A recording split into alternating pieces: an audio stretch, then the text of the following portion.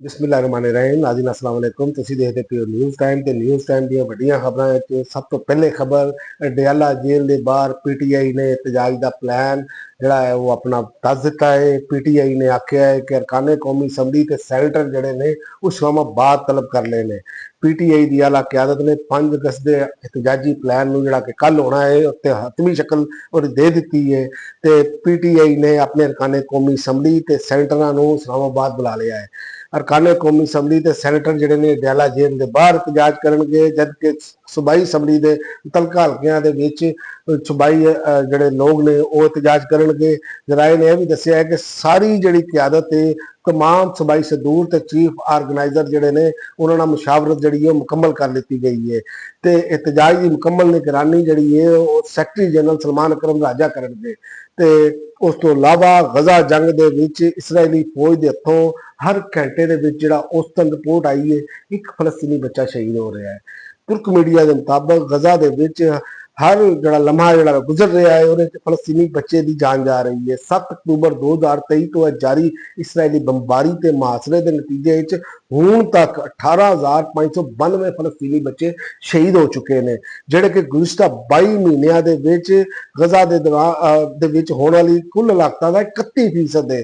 ਤੇ ਦੂਸਰਾ ਪਾਕਿਸਤਾਨ ਨੇ इसराइल ਨੂੰ ਵਾਰਨਿੰਗ ਜਾਰੀ ਕੀਤੀ ਹੈ। ਪਾਕਿਸਤਾਨ ਨੇ ਕਿਹਾ ਮਸਜਿਦ ਅਲ ਅਕਸਾ ਦੀ ਹਸੀਅਤ ਜਿਹੜੀ ਹੈ ਉਹ ਬਦਲਣ ਦੇ ਜਿਹੜੇ ਇਸਰਾਈਲੀ ਅਜ਼ਾਇਮ ਨੇ ਉਹ ਤਬਾਹ ਕੁਨ ਤਸ਼ੱਦਦ ਨੂੰ ਜਨਮ ਦੇ ਸਕਦੇ ਨੇ। ਦਫ਼ਤਰ ਖਾਰਜਾ ਦੇ ਮੁਤਾਬਕ डिप्टी वजीर आजम इस्हाक डार ने मस्जिद अक्सा की बेहरमती की मजम्मत करदियां होया कहा कि इसराइली इकदामात इश्तियाल अंगेज से नाकाबिले बर्दाश्त ने। उस तो इलावा पाकिस्तान अमरीका का सब तो बड़ा बरामदी मुल्क बन गया है।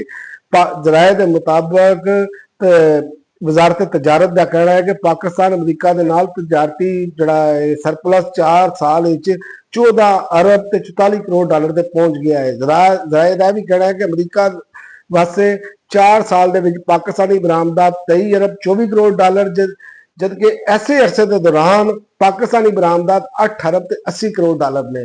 ਤੇ ਨਵੇਂ ਗੈਸ ਕਨੈਕਸ਼ਨ ਦੇ ਖੁਆਇਸ਼ਮੰਦਾਂ ਵਾਸਤੇ ਹਕੂਮਤ ਦਾ ਨਵਾਂ ਫੈਸਲਾ, ਨਵੇਂ ਗੈਸ ਕਨੈਕਸ਼ਨ ਦੇ ਖੁਆਇਸ਼ਮੰਦਾਂ ਨੂੰ ਸਸਤੀ RLNG ਦੇਣ ਦਾ ਫੈਸਲਾ।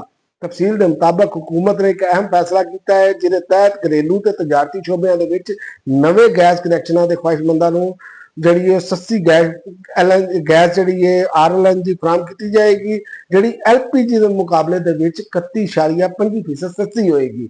ਤੇ ਭਾਰਤ ਰੂਸ ਕੋਲੋਂ ਪੈਟਰੋਲ ਖਰੀਦ ਕੇ ਯੂਕਰੇਨ ਜੰਗ ਦੇ ਵਿੱਚ ਪੁਟਿਨ ਦੀ ਮਦਦ ਕਰ ਰਿਹਾ ਹੈ, ਇਹ ਅਮਰੀਕਾ ਨੇ ਇਲਜ਼ਾਮ ਲਾਇਆ ਹੈ।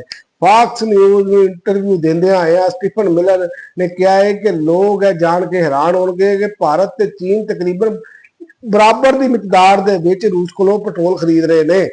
ਤੇ ਪੰਜਾਬ ਦੇ ਵਿੱਚ ਮਜ਼ੀਦ ਤੂਫਾਨੀ ਬਾਰਿਸ਼ਾਂ ਦਾ ਅਲਰਟ ਜਾਰੀ ਕਰ ਦਿੱਤਾ ਗਿਆ ਹੈ। ਸੈਲਾਬ ਤੇ ਲੈਂਡਸਲਾਈਡਿੰਗ ਦਾ ਖਤਰਾ।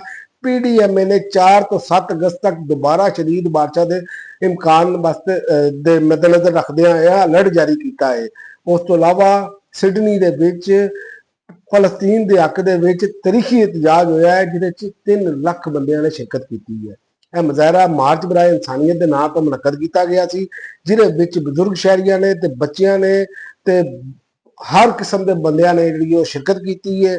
ਮੁਜ਼ਾਹਿਰੀਨ ਨੇ ਫਲਸਤੀਨੀ ਪਰਚਮ ਚੁੱਕੇ ਸਨ। ਕੁਝ ਲੋਕ ਭੁੱਖ ਦੀ ਅਲਾਮਤ ਦੇ ਤੌਰ ਤੇ ਬਰਤਨ ਤੇ ਪਤੀਲੀਆਂ ਵੀ ਨਾਲ ਲੈ ਕੇ ਆਏ ਸਨ। ਮਾਰਚ ਦੇ ਵਿੱਚ ਨਾਰੇ ਲਾਏ ਗਏ ਕਿ ਅਸੀਂ ਸਾਰੇ ਫਲਸਤੀਨੀ ਹਾਂ। ਤੇ ਆਖਰ ਦੇ ਵਿੱਚ ਮੈਂ ਤੁਹਾਨੂੰ ਦੱਸ ਦਿਆਂ ਕਿ ਇਮਰਾਨ ਖਾਨ ਦੀ ਮੰਗਲ ਨੂੰ ਮੁਕਰਾਨਾ ਮੁਲਾਕਾਤ ਦਾ ਦਿਨ 6 ਨਾ ਜੇਲ੍ਹ ਹਕਾਮ ਨੂੰ ਅਰਸਾਲ ਕਰ ਦਿੱਤੇ ਗਏ ਨੇ।